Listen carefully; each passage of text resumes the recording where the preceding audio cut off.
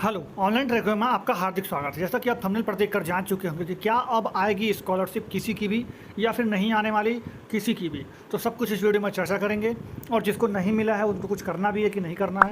तो अगर आपने अभी तक इस चैनल को सब्सक्राइब नहीं किया है तो चैनल को सब्सक्राइब कर लीजिए और बेल आइकन को दबा दीजिएगा ताकि आगे की अपडेट आप तक मिलती रहेगी।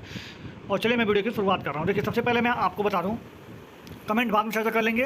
सबसे पहले मैं आपको बता दूं कि ये जो है मैंने न्यूज़ आपको 1-2 दिन पहले बताया था कि बलिया के 27,000 से ज़्यादा जो है छात्रों को स्कॉलरशिप नहीं मिल पाई है, आर्थिक संकट से गुजरने को मजबूर हैं। ये न्यूज़ मैंने पढ़ाया था, आपको बताया था, आज मैं नहीं बताऊंगा। देखिए, ये भी मैंने वही था, इसको दूसरे लफ्ज़ों में दूसरे न्यूज़पेपर ने कवर किया था, जनप्रभात नाम के। तो मैंने आपको बताया था, अगर आपको उसका डिटेल देखना है तो आप मेरे टेलीग्राम पर जाकर के वहाँ पर देख सकते हैं। साथ ही साथ मैं आपको बता दूँ कि मैं चर्चा कर लेता हूँ इसमें आज की, क्या अब किसी को स्कॉलरशिप मिलेगा या नहीं मिलेगा, तो वो उस चीज़ के बारे में चर्चा करेंगे। देखिए, मैं आपको बता दूँ तो कल जो है 7 जून था और 7 जून जो है 7 जून तक में 6 जून तक एक छात्र का पैसा मैंने देखा। मतलब मैं अगर डायरेक्ट बात करूँ तो 6 जून तक स्कॉलरशिप आई है। 6 जून तक स्कॉलरशिप आई है, मतलब 1 तारीख से लेकर के 6 तारीख के बीच में स्कॉलरशिप आई है।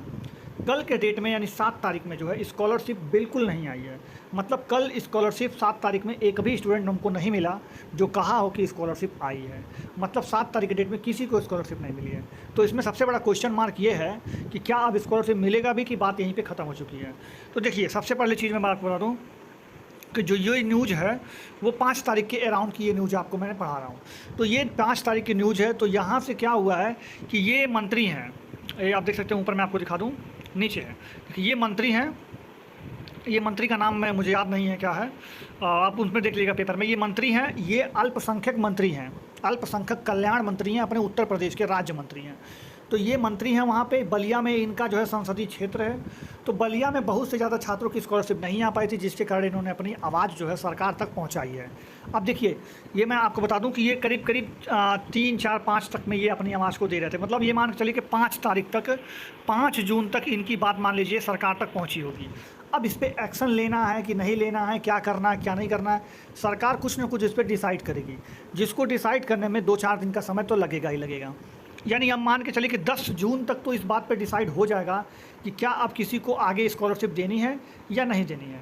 यहाँ पे आपका बात क्लियर हो जाएगा 10 जून तक, यानी 10-11 जून तक ये बस बात साफ़ हो जाएगा कि आगे स्कॉलरशिप मिलेगा कि नहीं मिलेगा। पहला क्वेश्चन तो ये रहा।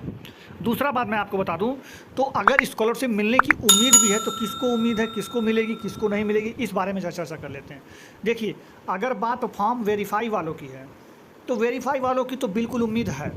अगर मैं उम्मीद की बात करूं तो इनका उम्मीद तो है ही।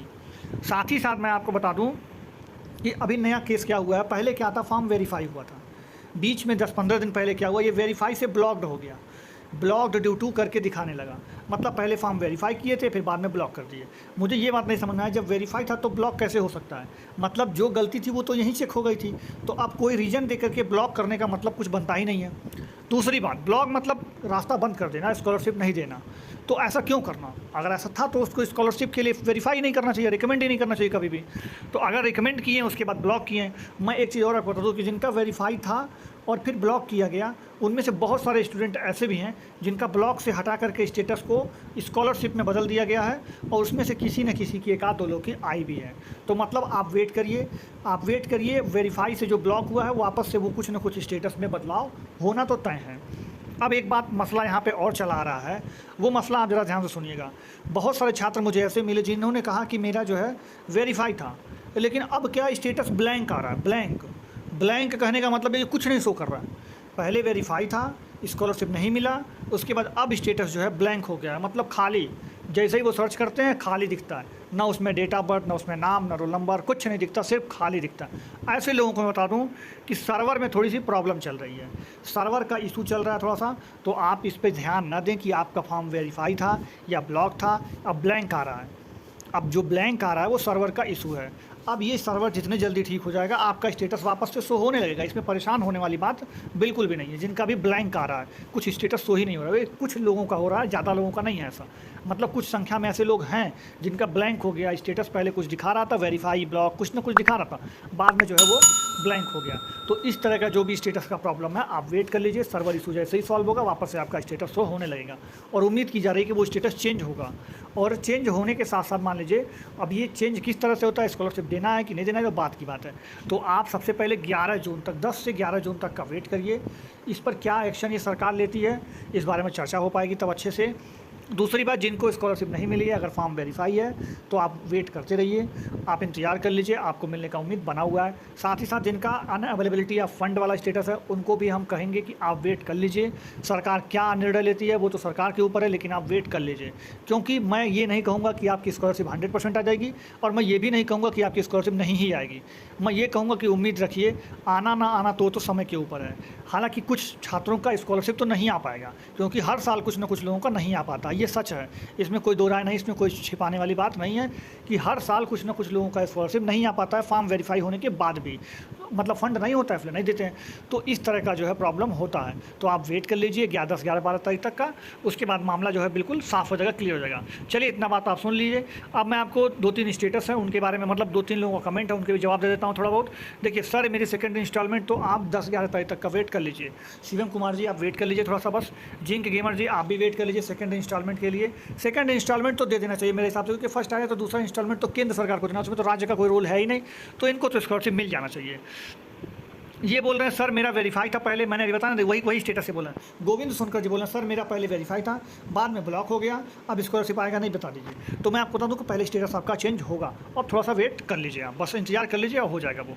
चलिए मैं आपको और नीचे बता दूँ। देखिए, ये बोल रहे हैं कि सर टोटल अलाउंस मेरा 4400 था, और जिसमें 17,600 ये, मतलब इनका जो है कहने का मतलब है कि सेंट्रल गवर्नमेंट का, मतलब ये स्टेट गवर्नमेंट का आ गया, सेंट्रल गवर्नमेंट का नहीं आया, तो आप वेट कर लीजिए। सेंट्रल गवर्नमेंट यानी सेकंड किस्त के लिए वेट कर लीजिए, 10 से 11 तारीख तक का आ जाएगा। और चलिए मैं आपको ये देखिए, ये बोल रहे हैं शिवम प्रजापति जी, मैं यूपी से हूँ, स्कॉलरशिप वेरीफाई था, स्कॉलरशिप आएगा नहीं। तो देखिए इसके बारे में 10-11 जून तक ही क्लियर हो पाएगा, क्योंकि उसके बाद ही पता चलेगा कि सरकार ने क्या एक्शन लिया है। मनीष कुमार जी बोल रहे हैं कि सर आप ही हैं जो किसी को निराश नहीं होने देते हैं स्कॉलरशिप के लिए, तो हम निराश क्यों होने दें? सरकार ऑलरेडी निराश कर रखी है आप लोगों को, हम और निराश कर दें तो अच्छा नहीं लगेगा ना। होप बनाए रखिए, उम्मीद बनाए रखिए। जैसे पूरे मई के महीने में मुश्किल से 2-4 दिन ही स्कॉलरशिप आई होगी, लेकिन मैंने बोला था कि स्कॉलरशिप आएगी आएगी आएगी। 30 तारीख तक का वेट करिए, आएगा आएगा आएगा। तो देखिए 1 जून से लेकर के 6 जून तक स्कॉलरशिप आई थी, इसलिए मैं कभी भी निराश नहीं करूँगा आपको, और आपको भी उम्मीद बनाए रखनी चाहिए, क्योंकि स्कॉलरशिप मिलेगी। कितने लोगों को मिलेगी डजंट मैटर, लेकिन मिलेगी। ये है कि कुछ लोगों को तो नहीं मिल पाती है, बात सच है, लेकिन सबको नहीं मिलेगा, ये भी बात गलत है। इसलिए उम्मीद बनाए रखिए, 10-11 तारीख तक का वेट कर लीजिए। जैसा अपडेट होगा हम आपको देते रहेंगे। अगर ये सब अपडेट आपको अच्छा लगता है और कोई जानकारी हो तो टेलीग्राम पर आप विजिट कर लीजिएगा, ये सारे न्यूज़ आपको टेलीग्राम पर मिल जाएगा। साथ ही साथ आप हमसे इंस्टाग्राम पर जुड़कर कुछ पूछ सकते हैं, बात कर सकते हैं, जो भी पूछना हो, और ट्विटर पर आप जुड़ जाइए। तो चलिए मिलते हैं। अगर आपको वीडियो अच्छा लगा तो लाइक से सब्सक्राइब कर दीजिएगा। अगली वीडियो में मिलते हैं, तब तक जय हिंद, जय भारत, धन्यवाद। आप लोग वीडियो खूब देखते हैं, प्यार भी देते हैं, लेकिन चैनल को सब्सक्राइब नहीं करते हैं, कर लीजिए और बेल आइकन को दबा दीजिएगा। धन्यवाद।